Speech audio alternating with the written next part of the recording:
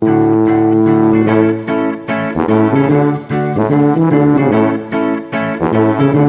morning dear students. In this lecture we will discuss exercise 5.1 question number 4, 5, 6, 7. Question number 1st, 2nd and 3rd we will discuss in our Google Meet session. Let us see question number 4. Dear students, in question number 4 says that if a point C lies between 2 points A and B such that AC is equal to BC. Question कहता है कि कोई point C है जो AB points के बीच में है और इस टाइप से है कि AC is equal to BC है, इस टाइप से है कि AC is equal to BC. ये सपोज करिए आपके पास AB 2 पॉइंट्स थे जिसको ज्वाइन किए तो एक स्ट्रेट लाइन आपको मिला है और यहाँ पर कहीं पर कोई पॉइंट C है जो इस टाइप से है कि AC is equal to CB satisfy करता है. This is given in our question. Then prove that AC is equal to 1/2 AB. Explain by drawing the figure. तो फिगर हमने यहाँ पर ड्रा कर ही दिया है. आपको प्रूव क्या करना है? To prove AC is equal to 1/2 AB. Dear students, see here proof. जब भी आप कभी भी प्रूफ करिएगा तो क्वेश्चन आप देखिए, क्वेश्चन में जो गिवन है उसी के बेसिस पर ही हम वैल्यू प्रूफ करते हैं. In the given question AC is equal to CB. AC is equal to CB. Now adding AC on both sides. Adding AC on both sides. We get AC plus AC is equal to AC plus CB. AC plus AC is equal to 2AC is equal to AC plus CB. Euclid अपने exams में क्या बताए हैं? उन्होंने अपने exams में बताया है कि अगर सेम वैल्यू आप के पास आए उनमें अगर आप सेम वैल्यू ऐड कर रहे हो तो कोई वैल्यू में चेंजेस नहीं आती है, जो आपका रिजल्ट आएगा वो भी सेम होगा. तो यहाँ जो रिजल्ट मिला ये सेम है, इसके 2AC is equal to AC plus CB. This is our equation number 1. Now see figure. By figure AC plus CB is equal to AB. AC और CB को अगर आप ऐड करोगे तो क्या हो जाएगा? जो वैल्यू आपको मिलेगी वह AB पर कोइंसाइड हो जाएगी और AB पर जब कोइंसाइड हो जाएगी तो ये वैल्यू किसको रिप्रेजेंट करेगी? AB को. ये आपका सेकेंड इक्वेशन क्रिएट हो गया here. Now with the help of Euclid axioms C, अगर कोई वैल्यू किसी दूसरी वैल्यू को इक्वल है और दूसरी किसी तीसरी वैल्यू के इक्वल है तो ऐसी कंडीशन में जो फर्स्ट वैल्यू होती है वो थर्ड वैल्यू के इक्वल होती है. तो now 2AC is equal to BC. Now from equation first and second we gate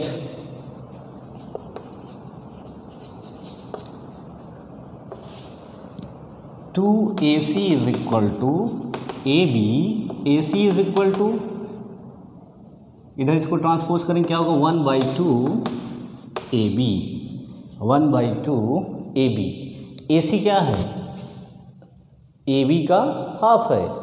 AB का हाफ होने का मतलब C जो है पॉइंट वह AB के मिड पॉइंट को रिप्रेजेंट करता है. ये वैल्यू यहाँ पर डिफाइन हो जाती है. Hence proved. तो ज्योमेट्री में कुछ भी आपको अगर प्रूव करना है, first you read the question carefully and find out how many topics are given in our question, how many topics, how many points are given in our question. Then try to solve the question with the help of given points. और यहाँ पर आप question में given क्या था कि AC is equal to CB already यहाँ पर गिवन है और आपने क्या किया कि सेम वैल्यू अगर आप ऐड कर रहे हो बोथ साइड में, कोई चेंजेस नहीं आता है। जैसे आप अलजेब्रा में अप्लाई करते हो, सेम वैल्यू ऐड करोगे, तो यहाँ पर हम यूक्लिड के एग्जाम्स को यहाँ पर अप्लाई करते हैं। उन्होंने जो एग्जाम्स दिए हैं आपके पास 5 दिया गया है, उन्हीं को अप्लाई हम करते हैं। तो सेम वैल्यू अगर आप के पास है और सेम वैल्यू आप ऐड कर रहे हैं, तो जो आपको रिजल्टेंट वैल्यू मिलती है उसमें कोई चेंजेस नहीं आती है। तो यहाँ पर ये आया। और फिगर को आप ऑब्जर्व करिए, AC CB का सम करेंगे तो AB के इक्वल हो जाएगा। तो ये वैल्यू आपके पास ऑलरेडी है, बाई फिगर आपने इसे ऑब्जर्व करके यहाँ पर राइट किया। अब देखिए यहाँ पर जो 2AC है वह AC प्लस CB के इक्वल है, और AC प्लस CB किसके इक्वल है? AB के इक्वल है। तो ये जो वैल्यू इसके इक्वल है, ये इसके इक्वल है, तो 2AC जो होगा वो AB के इक्वल हो जाएगा ना। तो ये आपका इसके इक्वल हो गया, ये वैल्यू आपने ट्रांसपोज किया 2 को, तो क्या हो गया? AC is equal to 1/2 AB। It is clear? Dear students, let us see question number 5। In question 4, point C is called a midpoint of the line segment AB. Prove that every line segment has one and only one midpoint. In question number 4, C is the midpoint of AB. C is the midpoint of AB. C क्या है? AB का midpoint है। Now we want to prove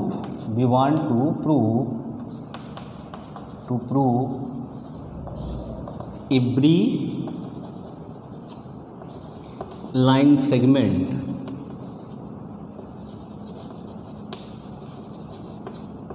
has one and only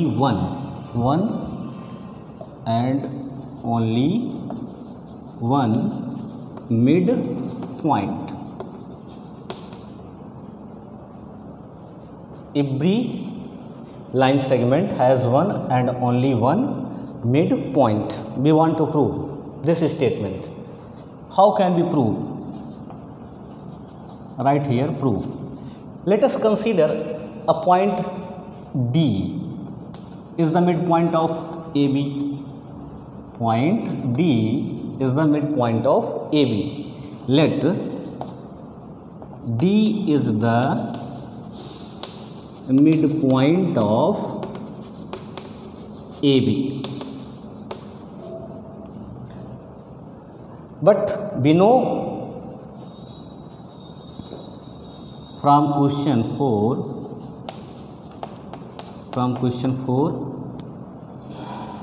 we know that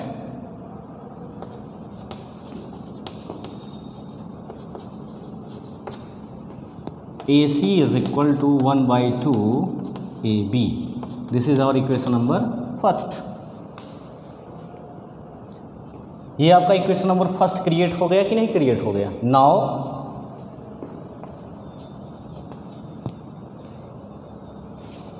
similarly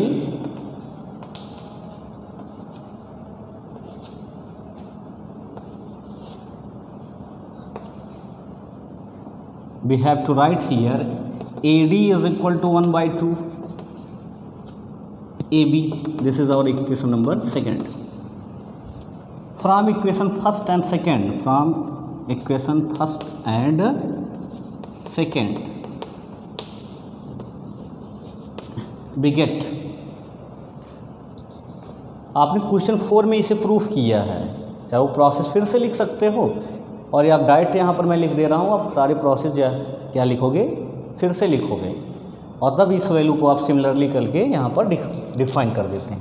अब AD जो है AB का V half है, और आपको क्या बताया गया है कि AC है। अगर कोई वैल्यू किसी दूसरी वैल्यू को इक्वल हो और वही दूसरी वैल्यू किसी तीसरी वैल्यू के इक्वल हो, तो जो वैल्यू आपकी फर्स्ट है उस थर्ड वैल्यू के इक्वल होती है।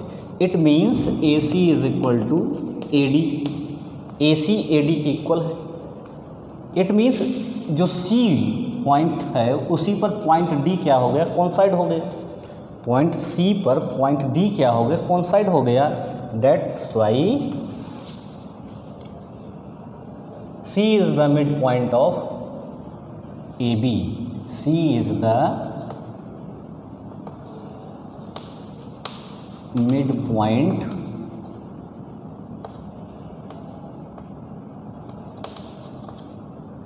C is the midpoint of AB. Hence, every line segment has one and only one midpoint.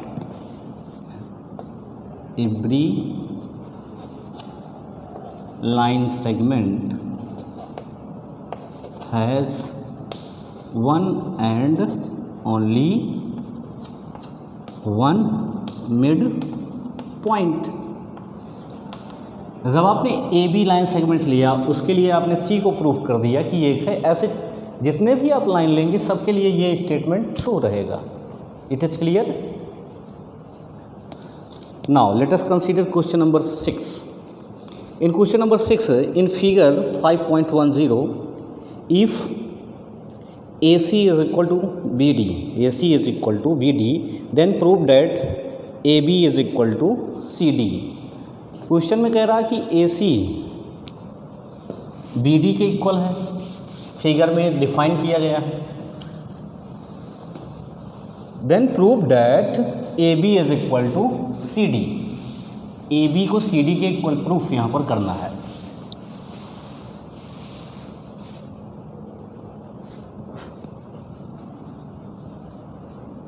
See here, this is our figure.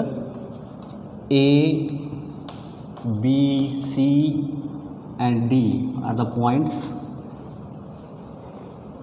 In the given question, AC is equal to BD. AC is equal to BD. To prove AB is equal to CD. AB is equal to CD. How can we prove this type of problem? Dear students, I told you, if the value is given in the question, first we try to generate the new points with the help of given points. जो भी new points हमें generate करना होगा, जो given point है उसी से हम उसे जनरेट करते हैं. प्रूफ हमें करना है. प्रूफ में क्या करेंगे? AC is equal to BD. क्या है ये? आपका गिवन है ना क्वेश्चन में, ये गिवन है. AC is equal to BD. Now see figure AC. We write AC, AB plus BC. Similarly, BD, we write BD, BC plus CB. So, let us consider this is our equation first. Now, from figure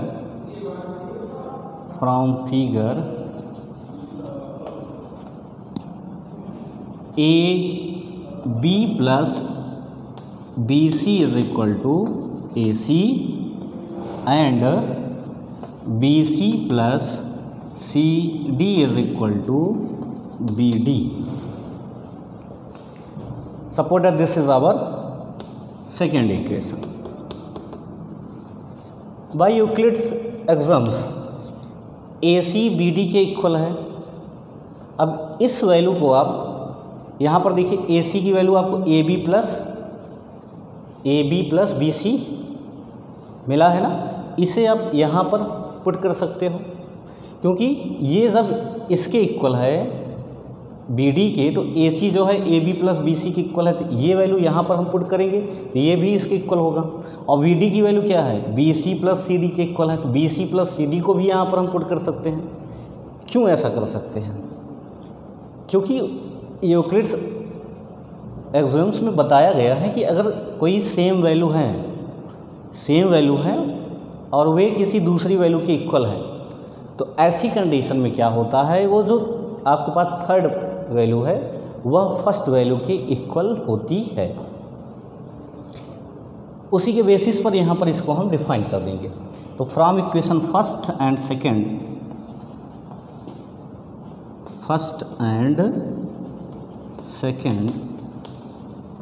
we get AC AB plus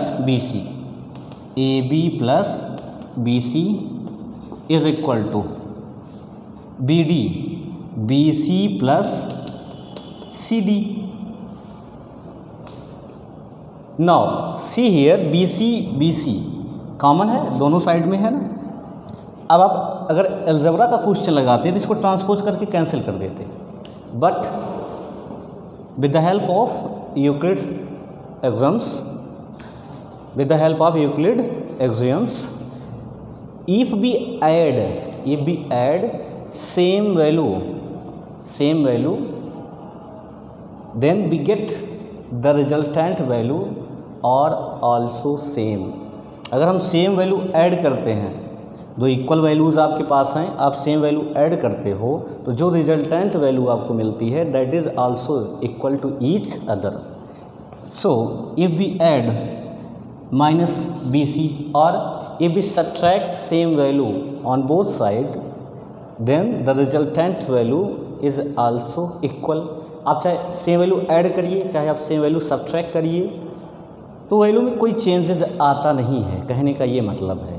तो यहाँ पर हम BC को क्या करेंगे, cancel करने के लिए क्या करेंगे, यहाँ पर पॉजिटिव है तो हम यहाँ पर निगेटिव वैल्यू इसकी ऐड करते हैं, मीन्स BC बोथ साइड में हम सब्ट्रैक्ट कर देंगे. BC हम बोथ साइड में सब्ट्रैक्ट कर देंगे तो वैल्यू में कोई चेंजेस नहीं आएगा. अब BC कैंसिल हो गया, इधर से BC कैंसिल हो गया तो क्या होगा, AB is equal to CD. AB is equal to CD. See here, we want to prove this value. So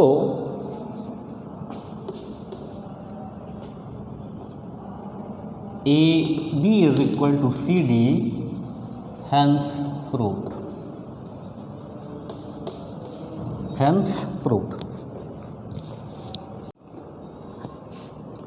Dear students, see question number 7. Why is axioms 5 in the list of Euclid's axioms considered a universal truth? Note that the question is not about the fifth postulate. कह रहा है कि क्यों जो Euclid का fifth axioms दिया गया है वह यूनिवर्सल ट्रुथ है, इसको फिफ्थ पोस्टुलेट से आप कनेक्ट करके मत देखिए. तो यूक्लिड का फिफ्थ एक्सियम्स क्या था,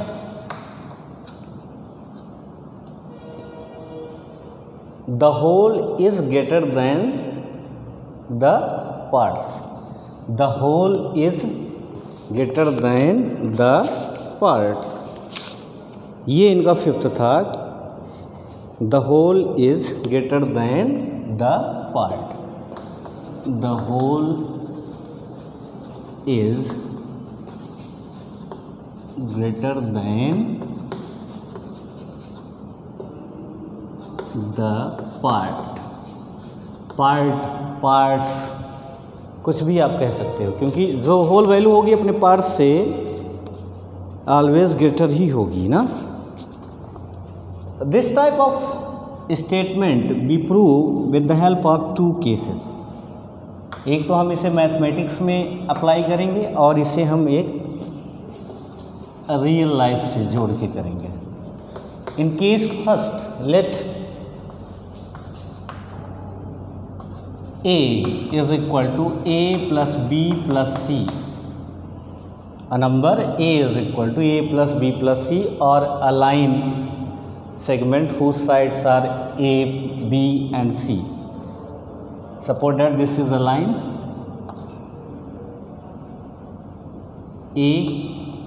AB and the parts of AB are A, B and C. We write here CD, AC, A, CD, B, D, B, C. Then AB is equal to A plus B plus C. Now see here, AB is greater than A, AB is greater than B, AB is greater than C, और AB is greater than A plus B और A B is greater than B plus C और A B is greater than C plus A, means sum of two values करोगे first value से less ही है। It means whole value is greater than the parts. तो ये आपका निकल गया, अपने सारे पार्ट्स से ये क्या है, ग्रेटर होगा। अब केस सेकेंड में आप कंसीडर करिए, आप जिस स्टेट में है इस स्टेट का नेम क्या है, यूपी, मीन्स उत्तर प्रदेश। और इसमें आप कंसीडर करिए अपना डिस्ट्रिक्ट, जिस भी डिस्ट्रिक्ट में आप बिलोंग करते हो, सपोज दैट सुल्तानपुर।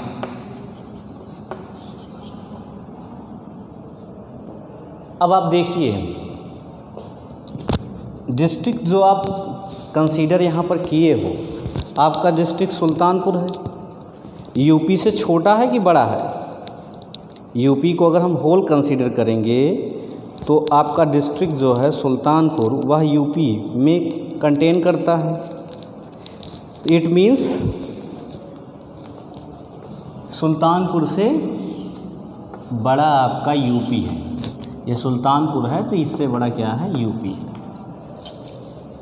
डिस्ट्रिक्ट अगर हम एरिया के बेसिस पर इसे देखेंगे, area of UP is greater then area of Sultanpur. Population के बेसिस पे अगर देखेंगे, population of UP is greater then population of Sultanpur. किसी भी बेसिस पर, एजुकेशन के बेसिस पर, किसी भी बेसिस पर अगर आप कंपेयर करोगे तो जो आपका स्टेट है वो आपके डिस्ट्रिक्ट से ऑलवेज ग्रेटर वैल्यू रिप्रेजेंट करेगा। ये होल वैल्यू को कंसीडर हमने किया कि जो हमारा उत्तर प्रदेश स्टेट है ये होल वैल्यू है, डिस्ट्रिक्ट इसमें आपका छोटा है और इसका एरिया भी छोटा है। तो ये देखिए रियल लाइफ में भी तो एग्जैक्ट वैल्यू डिफाइन कर रहा है। It means the Euclid's fifth axioms is universal truth. It is clear? So dear students, let us consider equivalent versions of Euclid's fifth postulate। Equivalent version क्या था Euclid का fifth postulate? तो Euclid ने fifth postulate में अपने बताया था क्या? Euclid told us if we draw a line which cut two lines at distinct points, two distinct points, then if the sum of two angles on same side is less than 180 degree, is less than two right angles, then if we produce these lines in that side, they will meet at a point, they will intersect each other at a point. In that case, how many points we include in our mind? इस case में आपके दिमाग में कितने points जो है define हो रहे हैं, इंक्लूड हो रहे हैं? देखिए यहाँ से एक वैल्यू ये तो डिफाइन हो गई कि अगर दोनों पॉइंट्स आपने दोनों लाइन को इंक्रीज किया है, कहीं पर किसी पॉइंट पर मीट किए हैं, तो इसका ये बेसिक सी वैल्यू निकली कि ये दोनों पैरेलल नहीं हो सकते हैं। सपोज करिए ये एक लाइन है और एक लाइन आपके पास ये, और आपने एक जो है लाइन ऐसी ड्रा किया जिसे आप ट्रांसवर्सल लाइन भी जानते हैं। ये इन दोनों लाइंस को किसी पॉइंट्स पर इंटरसेक्ट किया। सपोज करिए लाइन एल को पी पर और लाइन एम को क्यू पर इंटरसेक्ट किया। अब हमने किया क्या, हम एंगल लेते हैं, angle 1 2 3 4। If sum of angle 1 + 2 is less than 180 degree, आपने सम किया है दोनों एंगल का और ये 180 डिग्री से लेस हो गए। अब ऐसी केस में क्या होगा, इसे अगर आप प्रोड्यूस करोगे, इस लाइन को इस साइड में अगर प्रोड्यूस करते हो तो ये दोनों कहीं ना कहीं एक दूसरे को कट करेंगी, इंटरसेक्ट करेंगी। In this case these two lines are parallel not. अब इसी के इक्विवेलेंट वर्जन में हम कोई स्टेटमेंट अगर दें, एक स्कॉटिश मैथमेटिशियन थे प्ले फेयर, तो प्ले फेयर ने कहा कि अगर आपके पास कोई एक लाइन है, if you have a line, suppose that this is a line L and a point which is not lies on this line, suppose that this is point P, then if B draw lines from this point, अब इस point से हम lines draw कर सकते हैं। Line draw करते हैं, suppose करिए ऐसी लाइन ड्रा करेंगे, M ऐसे भी लाइन आप ड्रा कर सकते हो, U ऐसे भी लाइन आप ड्रा कर सकते हो, V। तो उनमें से एक लाइन ऐसी होगी जो इस लाइन के पैरेलल होगी, एक लाइन ऐसी होगी जो इस लाइन के पैरेलल, जो L आपकी है इसके पैरेलल होगी, suppose that L is parallel to M। तो ये भी आपका इक्विवेलेंट वर्जन हुआ ना इस लाइन का ही। अब इस लाइन के पॉइंट्स में आप यहाँ और यहाँ इंक्रीज करते चले जाइए, इन पॉइंट्स को इंक्रीज करिए। कहीं ये दोनों एक दूसरे से मीट करेंगे, कहीं नहीं मीट करेंगे, ये दोनों कहीं पर मीट नहीं करेंगे। और क्या एक स्टेटमेंट यहाँ पर जनरेट होता है, two distinct intersecting line can not be parallel to the same line. कोई भी टू अगर आप डिस्टिंक्ट इंटरसेक्टिंग लाइन ड्रा करते हो तो वे दोनों किसी भी लाइन के पैरेलल में भी नहीं होंगे। ये भी स्टेटमेंट जो है किसके इक्विवेलेंट में जा रहा है, ये भी आपके यूक्लिड्स के फिफ्थ पोस्टुलेट्स के इक्विवेलेंट में डिफाइन हो रहा है ना। ये सारे पॉइंट्स आपके डिफाइन होते हैं। तो ऐसी केस में जो लाइन आपका M और L है ये कहीं पर मीट नहीं करेंगे, तो ये दोनों लाइन क्या होंगे, एक दूसरे के पैरेलल होंगे। और the distance between these two lines always constant, suppose that L। यहाँ पर भी आप इसको मेज़र करिए, यहाँ पर भी आप मेज़र करिए, सेम डिस्टेंस मिलता है। It is clear. This is the first question in our exercise 5.2। 5.2 का फर्स्ट क्वेश्चन यही आपसे कह रहा है। अगर आप क्वेश्चन देखेंगे तो क्वेश्चन में यही कहता है कि how would you rewrite Euclid's fifth postulate so that it would be easier to understand. कैसे आप रीराइट करोगे? तो प्लेफेयर का आप स्टेटमेंट यहाँ पर राइट कर सकते हो। और प्लेफेयर का स्टेटमेंट क्या है? According to Playfair, for every line L and for every point P not laying on L, there exists a unique line M passing through P and parallel to L. M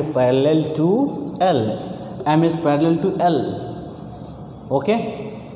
Now let us consider question number 2 in exercise 5.2. Question number 2 says that does Euclid's fifth postulate imply the existence of parallel lines? Explain. कह रहा कि Euclid का जो fifth postulate आपको बताया गया है, क्या वह एग्जिस्टेंस ऑफ पैरेलल लाइन के बारे में कुछ कहता है? यस, कहता है। Let us define this value here. Suppose that we have two lines L and M and a transversal line which cuts these two lines at two fixed points P and Q. Suppose that this is L and this is M, two lines, and we draw a transversal line and which cut these two lines at point P and Q. Now, if see here, the angle of this and the angle of this 3, the angle of this is 4, then what happened? And if the sum of angle first and second is equal to 180 degree, then what value we get? If the sum of angle third and fourth is equal to 180 degree, then what will we get? And if the sum of angle 1 and 2 is less than 180 degree, so we know they meet to each other at a point when we increase these two lines indefinitely. ये सारे points आपने जो denote किए यहाँ पर 1 2 3 4, ऐसी condition यहाँ पर अब हम जनरेट करेंगे. If the sum of angle 1 and angle 2 is equal to 180 degree, these two angles are co interior angle. ये कौन सा एंगल है? ये को इंटीरियर एंगल है, वन साइड के एंगल हैं. इनका सम 180 डिग्री अगर आपने फाइंड आउट कर लिया, then if we increase these two lines, इनको हम इंक्रीज करें, they will never meet at any point. ये दोनों कहीं पर भी एक दूसरे से मिलेंगे नहीं. It means the distance between these two points always क्या होगा? कांस्टेंट होगा. So these two lines L and M are parallel to each other. ये दोनों स्ट्रेट लाइन्स जो होंगी एक दूसरे के क्या हो जाएंगी? पैरेलल हो जाएंगी ना. It is clear? So dear students, in this way your exercise has done. You should complete your fair copy and learn Euclid's definitions, axioms and postulates. Thank you for watching this video.